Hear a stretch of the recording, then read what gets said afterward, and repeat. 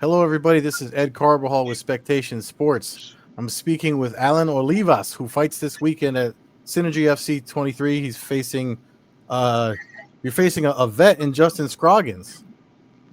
Yes, sir. Yes, sir. Yes, I am very excited to scrap it up this Saturday and walk away with a win. I got a lot of questions about the matchup, and because your experience on paper, it looks like it's a really good fight to take. I'm curious as to like when the fight came to be, first of all, how did it come to you, and what was your reaction to seeing the matchup? Because when you see somebody that was in the UFC, they start calling them UFC vet. That's almost kind of like if you can pick up the win, it's a feather in your cap, right? Yeah, no, of course. Man, I've been a part of a lot of camps for a lot of world champions in the UFC and a lot of UFC fighters in the UFC. So I kind of already surrounded myself with that talent and the caliber. And I know that I'm there at that level to be competing with those guys at the best of the best in the world. I've already fought a vet before with Eric Shelton. And it didn't go my way. It was going my way until it just didn't. I got come up with submission, first time ever that I got come up with anything as a professional. Mm. And then I picked up a win against an old teammate. That was a pretty good striker. Went up going up 145, and eventually I was scheduled to fight 3 weeks ago against Michael Imperato. He fought in Contender Series. It was scheduled at 135, but then he withdrew because he couldn't make weight. And then Huh. I stayed ready for weight. I stayed ready for the fight, and I was basically asking for someone around that caliber, Contender Series or UFC vet, Mm. for me to be able to step, my nail in the coffin in there. And they offered me Justin Scoggins. Um, I love the matchup. I think it's fun. I love. I grew up watching UFC and watching him in the UFC, so it's kind of cool to scrap it up with him in the octagon. I'm excited for it, to be honest. Yeah, I'm kind of excited for it too, especially as I did my homework on you, looking at, I'm Mexican, so I see somebody that was born in Mexico that came that's coming and fighting in MMA here, and I'm curious as to how you picked up the Kansas City Bad Boy nickname. I picked it up in the training room. It was like back when my very, very first amateur fights when they gave it to me. I had a little bit. I still have it. I mean, I have a big chip in my shoulder, but I was a little bit more vocal about it back then. Hmm. So it kind of translated to that. I was kind of a bad boy. Well, you have to be right. It's fighting. It's not like baking cookies or something. You know what I mean? It's you kind of have to have something that makes people that strikes fear in you or concern in your opponents when they hear your name. You know what I mean in their mind. Um, doing my homework on you, I also saw like your main photo that's on Tapology is you in from wrestling. Is that what you would say your base in that was that your entry into combat sports?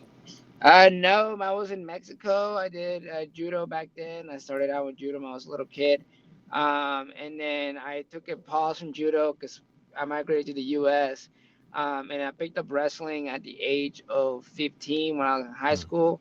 I was able to place in high school and then go to college and wrestle a year. And then it was kind of how I got into combat sports, because I started out getting my butt kicked my freshman year.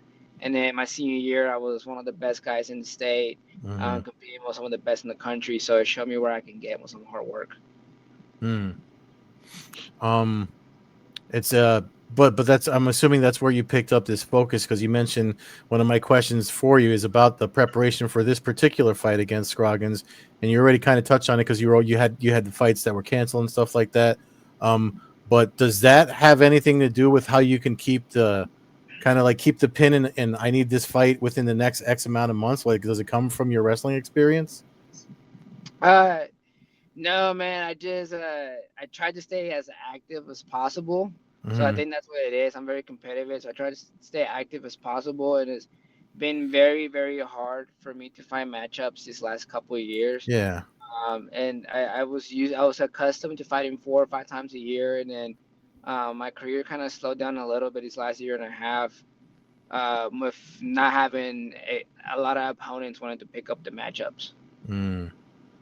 Yeah, and that's something I noticed too as I was getting doing my research on you. You've had a lot of canceled fights, and it doesn't sound like it was. from your end.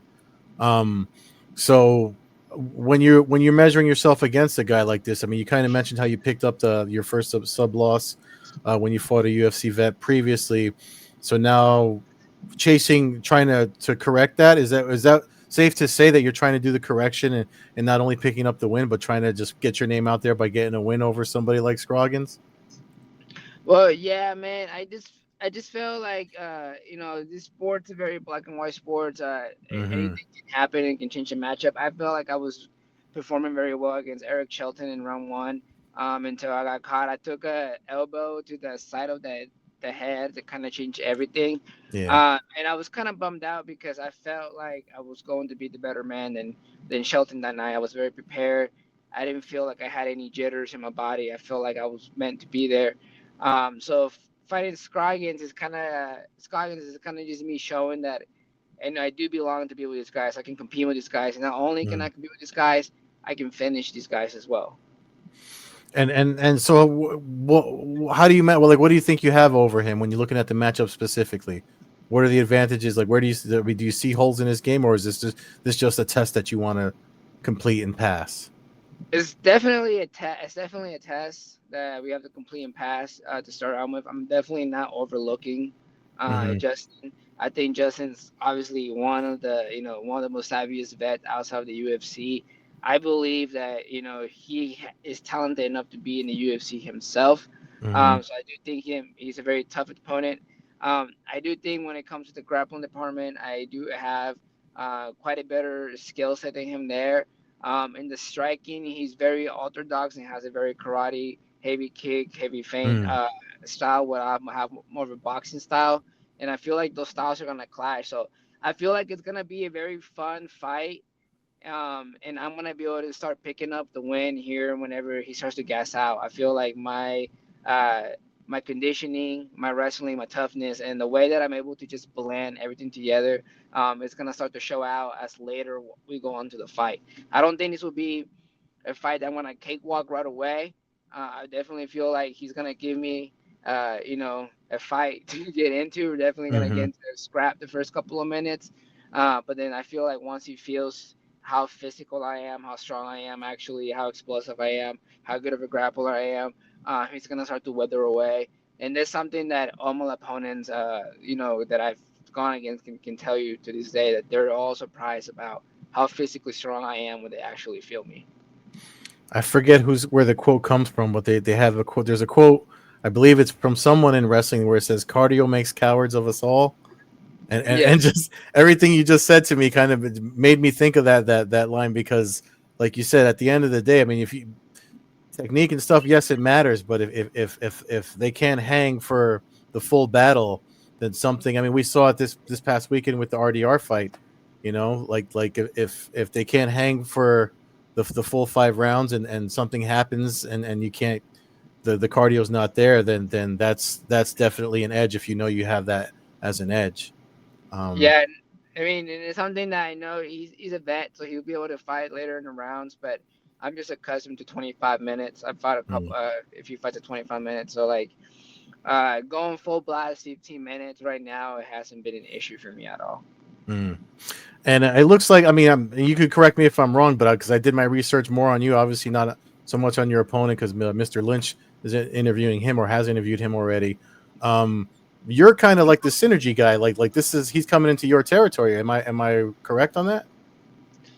In a way, I fight at Kansas City, Missouri. He's meeting me in Kansas City, Kansas, which is like 10 minutes away Mm, from where my hometown's at over here in Kansas City, Missouri. So yeah, man, he's gonna come in. There's gonna be quite a bit of Alan Olivas fans there, mm, which I love that. And that's something that I carry everywhere I go. I carry a fan base if I go out of town or in town. Um, it's exciting, man. I think he's gonna come in to play. Spoiler alert. I feel like he's been hungry for a fight for a year. He's mm, also haven't found a fight, hasn't been on a fight in a long time, and I think it's for the same reason. Not many mm. people want to fight him. So, man, I decided to say, hey, I'll fight you. I can't find a fight. You can't find a fight. Yeah. You know, let's have some fun and see who can get our dreams. Who can make their dreams come true. Yeah, man. And it sounds like you guys can both pack the house just by facing off each other. So it'd be good for the be good for the area too. Just good, just for the people to come see a fight with fellows like yourself. You mentioned your what you just said is my last question. Actually, you said to make our dreams come true. Your dream, your goal, ultimately, long term for this sport, because you're kind of like, you're young. You're 29 years old, right? Yes. So what is the goal for you as far as combat sports goes? Right now, man, everything's going as planned. When I came into the sport of MMA, I knew I was a little bit behind in most people in my age back then. And I knew that when I get into the UFC, I wasn't going to be able to get into the UFC like the rest of these other kids right now. Hmm. These other kids are getting to the UFC with 5-0, 6-0 records. And if you look at the topology, they're fighting 0-5 guys, 0-3 guys. They're not really showing anything for them to show for. So when they go to the UFC, they're getting starched and they're getting cut. So I've had this plan that I was gonna get all this experience. I was gonna fight some of the toughest guys in the regional circuit. As you see, like the guy in the co-main event, Jacob Thraw, I had to fight him both in the regional circuit and as a pro and amateur. So those are kind of the type of fights that I've been taking with the best people outside the UFC. So when I do get to the UFC, not only do I get there, but I can stay, but make a staple for my name there, be a ranked fighter, eventually cut to 125 pounds in the future, Mm, and then go for the world championship, man. Like I have high expectations for myself. yeah. That's I have a world championship that I'm gonna be chasing myself. I've helped fighters like Brendan Moreno, for his own world championship camp, so I know what it takes to be there. Um, I'm the most motivated that I've been in a while. I'm hitting my prime, but I'm also hitting a time cap where I know I don't have much time left in my career. I have 5, 6 years left realistically. So right now I'm taking all the risks. I'm fighting the best people outside the UFC if they're not in the UFC. And when I get to Mm. the UFC, if I get a big name, I'll be ready for anybody. I love it, man. I love it. That's fantastic. And I wish you the best. I mean, before I let you go, man, if you got sponsors or anybody, I know we did this last minute, but if you got anybody you want to shout out before I let you go, please go right ahead. Yeah, man. I have a lot of support for this fight coming up, so I'll just shoot some positive top of my head. I got Playa Mezcal out of Kansas City. They're big seafood company, big seafood restaurant.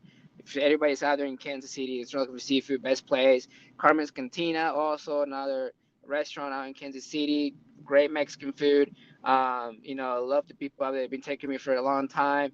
My boy has his tattoo parlor out there. I will have him on my main logo, on the Dodger Dogs at night. Sugar High. I got Major Pack. I have probably like 12, 15 sponsors coming into this fight. A lot of support. So I'm very, very grateful.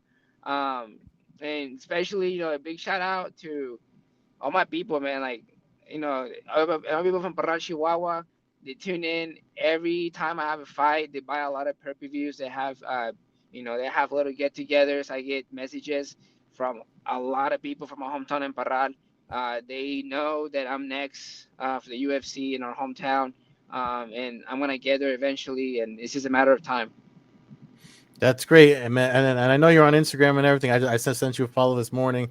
I'm happy I did it now after we talked because I didn't. If you training with Brandon Moreno, man, he's one of my favorite fighters too. So, like, you guys definitely go get it. Good luck to you, man. Thank you so much again for taking time to talk. Thank you, brother. Appreciate it. See you.